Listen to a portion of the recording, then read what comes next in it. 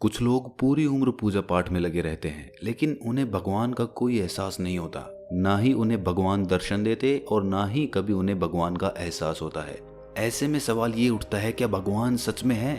और ये हमेशा से एक चर्चा का विषय बना रहा है। इस सवाल ने इंसानों को भी दो कैटेगरीज में डिवाइड कर दिया है, एक आस्तिक और दूसरी नास्तिक। इसके बारे में तो हम सभी जानते हैं, लेकिन आज की कहानी क्यों खास होने वाली है? क्योंकि आज की कहानी में हम जानेंगे भगवान बुद्ध का क्या मानना था भगवान को लेकर। इससे पहले आपके जो भी विचार रहे हों, लेकिन इस कहानी को सुनने के बाद आपके विचार बिल्कुल क्लियर और स्पष्ट हो जाएंगे कि भगवान है या नहीं है।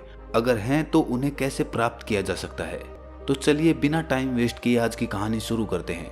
इससे पहले कि आप इस कहानी में खो जाएं, इस चैनल को सब्सक्राइब जरूर कर लें। तो चलिए कहानी शुरू करते हैं। बहुत समय पहले की बात है। एक बहुत ही बड़ा विद्वान क्षत्रिय आदमी था। इस आदमी के ज्ञान के आगे बड़े बड़े विद्वान हार मान जाते थे। जहां भी ज्ञान की बातें होती या शास्त्रार्थ होता तो ये आदमी वहां पर पहुंच जाता और अपने ज्ञान से सबको हैरान कर देता था। इतना ज्ञान होने की वजह से इस आदमी को अपने ज्ञान पर घमंड होने लगा था। खुद को बहुत बड़ा विद्वान समझने लगा था। उसे लगता था कि वो सबसे बड़ा ज्ञानी है, सब उसके आगे फीके पड़ जाते हैं। एक दिन इस आदमी को बुद्ध के बारे में पता चला कि उन्हें ज्ञान की प्राप्ति हुई है। इससे इस आदमी को अपने ज्ञान को और ज्यादा श्रेष्ठ दिखाने का मौका मिला। उसने सोचा कि वो बुद्ध के पास जाकर उनसे शास्त्रार्थ करेगा और उनके ज्ञान को झूठा साबित कर देगा, जिससे उनकी ख्याति और ज्यादा बढ़ जाएगी। जब वो बुद्ध से मिलने जा रहा था तब उसे पता चला कि बुद्ध ईश्वर के बारे में बात ही नहीं करते।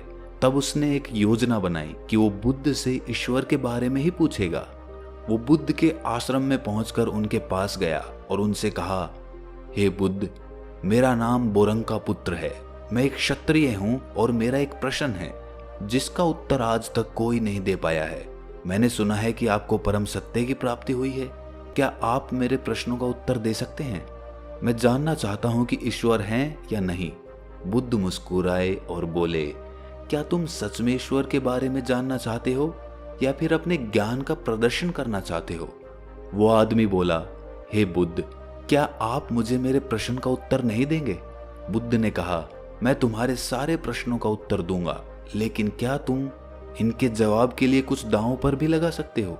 क्योंकि ऐसे प्रश्नों का उत्तर सहज नहीं मिलता है। यह आदमी अपने घमंड में इतना चूर था कि ये अपने आप को ऊंचा साबित करने के लिए किसी भी हद तक जाने को तैयार था। इसीलिए उसने बिना सोचे समझे बुद्ध से कहा कि आप जो भी बोलेंगे मैं वो करने के लिए तैयार हूं, लेकिन आपको मेरे प्रश्न का जवाब देना होगा। मैं आपको धन संपत्ति सब कुछ देने के लिए तैयार हूं, अगर आप मेरे सवाल का उत्तर दे देते हैं तो। बुद्ध मुस्कुराए और बोले, मुझे ये सब नहीं चाहिए।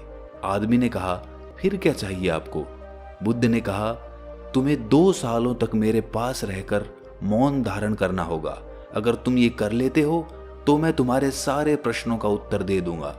ये सुनकर उस आदमी को बहुत बड़ा झटका लगा। उसने सोचा कि ये बुद्ध ने क्या मांग लिया।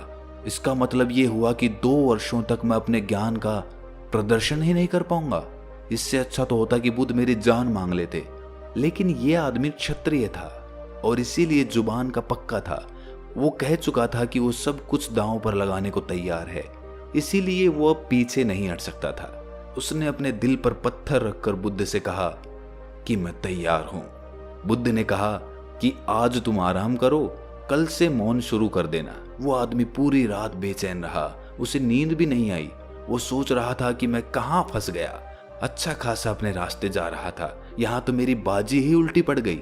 अगले दिन वो उठा और उसने मौन शुरू कर दिया। उसने एक दिन तो जैसे तैसे निकाल दिया, लेकिन दूसरे दिन वो बेचैन हो गया।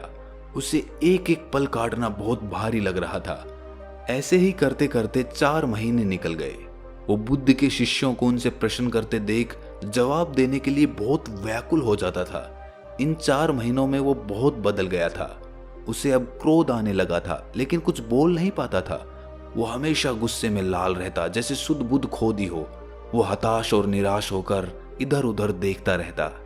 एक दिन वो बड़ा सा पत्थर लेकर बुद्ध के पास गया और उसे वहीं पर पटक कर वहां से चला गया।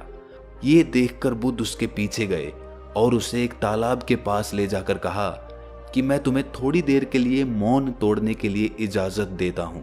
तुम चाहो तो मुझसे कुछ पूछ सकते हो। उस आदमी ने ना में सर हिला दिया। इस पर बुद्ध ने कहा कि ठीक है, तो तुम मेरे सवालों का जवाब गर्दन हिला कर देना। इस तालाब में देखो, क्या तुम्हें चंद्रमा दिखाई दे रहा है? आदमी ने हाँ में सर हिला दिया। फिर बुद्ध ने कहा कि तुम इस तालाब में एक पत्थर फेंको। आदमी ने पत्थर लेकर तालाब में फेंक दिया। बुद्ध ने कहा कि क्या अब तुम्हें चंद्रमा पहले की तरह स्पष्ट दिख रहा है? आदमी ने ना में सर हिला दिया।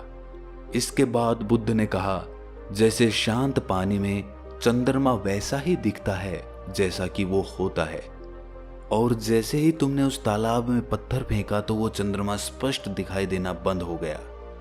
ठीक उसी प्रकार जब तुम मौन रहते हो तो तुम्हें सत्य या कहें परमात्मा बिल्कुल स्पष्ट दिखाई देता है। लेकिन जब तुम्हारे अंदर विचारों की हलचल पैदा होती है, मतलब तरह तरह के विचार आते रहते हैं, जाते रहते हैं, तो उसमें सत्य दिखाई ही नहीं देता। इसीलिए बाहरी मौन से ज्यादा जरूरी है अंदरूनी मौन, मतलब भीतर से शांत होना, विचारों को शांत करना, तभी हम सत्य को स्पष्ट देख पाएंगे। फिर बुद्ध उस आदमी से कहते हैं कि इतने महीनों तक तुमने मौन रहकर जो ऊर्जा अपने अंदर इकट्ठी की, वो ऊर्जा क्रोध के माध्यम से बाहर निकलने के लिए छटपटा रही है। उसके लिए सिर्फ क्रोध ही एक माध्यम है बाहर निकलने का।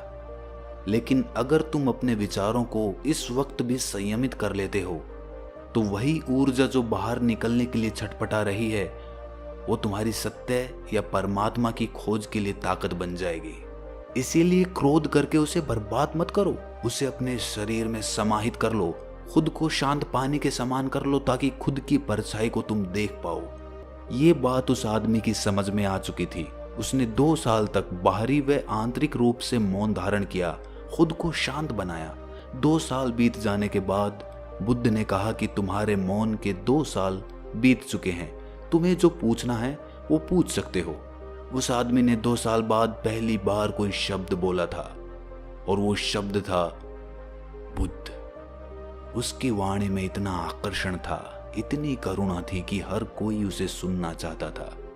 तब उस आदमी ने कहा कि हे बुद्ध, जब मैंने आपसे उस समय प्रश्न किया था, तब मैं खुद को एक श्रेष्ठ ज्ञानी मानता था, लेकिन अब मुझे पता चल गया कि खुद को ज्ञानी समझना ही मेरी सबसे बड़ी भूल थी। असल में जब मैंने सच्चे ज्ञान को प्राप्त किया, तब मुझे यही एहसास हुआ कि मैं तो कुछ जानता ही नहीं हूँ। परमात्मा की बसाई इस सृष्टि में कितने ही रहस्य छुपे हैं, और हमें लगता है कि हम सब कुछ पहले से ही जानते हैं, और इसी विचार ने मेरी जानने की क्षमता को बंद कर दिया था। पहले मैं बातें कर करके, हमेशा बक बक कर करके अपनी ऊर्जा को नष्ट कर देता था, लेकिन इन 2 सालों में मौन रहकर मैंने जाना कि मौन की ऊर्जा क्या होती है, मौन रहकर हमारे शरीर में कैसी ऊर्जा बनती है। ये मैंने इन 2 सालों में भली भांति जान लिया। शुरुआत में मैंने बाहरी मौन अपनाया था, लेकिन अंदर से मैं बहुत विचलित था। विचारों की एक बाढ़ सी आती रहती थी जो मुझे क्रोधित कर देती थी, लेकिन अपने दृढ़ संकल्प के कारण मैंने अपने मौन को नहीं तोड़ा, और कुछ समय बीतने के बाद मेरा वो क्रोध भी शांत होता चला गया और मैं अंदर से मौन हो गया। और उसी के बाद मैंने सत्य की या कहें परमात्मा की अनुभूति की। प्राचीन तिब्बत में लाओ त्सु नाम के एक बहुत बड़े भिक्षु रहा करते थे। एक बार एक आदमी उनके पास आया और बोला कि महात्मा जी, मैं आपके सत्संग में नहीं आ सकता, क्या आप मुझे एक वाक्य में पूरे धर्म का सार बता सकते हैं? तब लाओ त्सु ने कहा, मौन। इसके बाद उस आदमी ने पूछा कि मौन किस तरफ ले जाता है? तब लाओ त्सु ने कहा, ध्यान। और फिर उसने पूछा कि ध्यान किस तरफ ले जाता है? तब लाओ त्सु ने कहा, मौन। अगर हमारी इस कहानी को एक भी आदमी समझ लेता है तो इस कहानी को सुनाने का हमारा मकसद पूरा हो जाएगा। अगर ये कहानी आपको अच्छी लगी तो इस चैनल को सब्सक्राइब जरूर कर दें। तो मिलते हैं अगली किसी कहानी में, तब तक के लिए अपना ख्याल रखें।